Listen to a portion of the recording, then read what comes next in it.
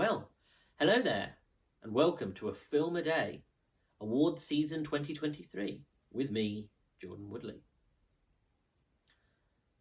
All Quiet on the Western Front is a beautiful portrayal of landscape, I suppose.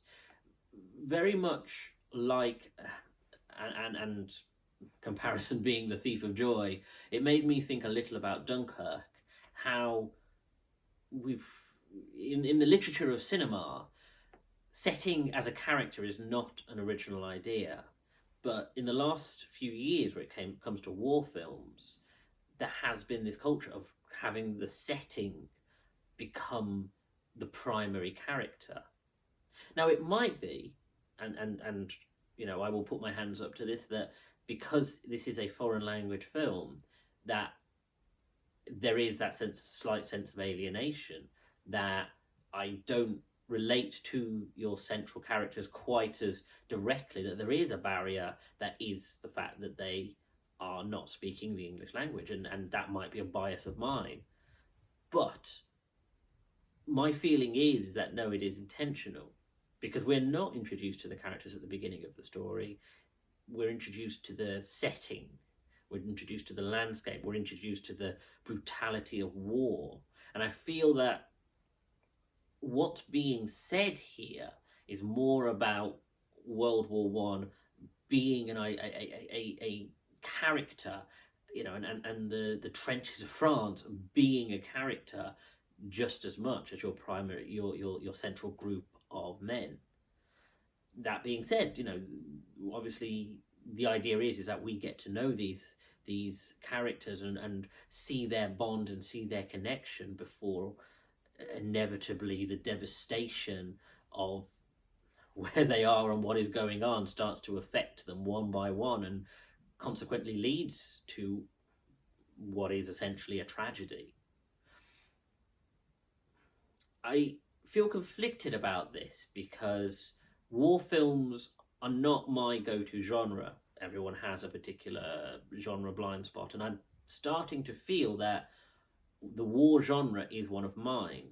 That where it comes to films that are very standard war films, that leaves me a little cold, a little disinterested, and that I prefer films that have an extra component to them. Dunkirk played around with time, played around with perspectives. 1917, of course, had the imitation unbroken take. And so when I watch something like All Quiet on the Western Front, I find it challenging because it is trying to be just a very grounded, very modern lensed perspective on the grittiness. It's trying to have the high definition look at the brutality of World War One, but it is doing it exceptionally straight. It is doing it not trying to do any kind of there's no feature to it. It's not playing around with it in any way. It is telling it as a very conventional narrative. And as a consequence, it doesn't have the same draw for me. I find it interesting. I was engaged with it. I think some of the scenes and the battles are incredibly well represented. But it, like I say, it leaves me just that little cold. It leaves me just not seeing its place among the awards contenders. And it is a shame, because I do feel that as I'm watching it, on an intellectual level, I am identifying some of the things that would, the beautiful cinematography, like I say, the landscape is such a character in itself. The sound design, the visual effects, the even the acting and the directing, like these things have all, greatness to them, but they're just not to the level in which I left with that visceral sense of, yes, this should be winning a number of awards. And like I say, that could be a bias of mine where it comes to this genre.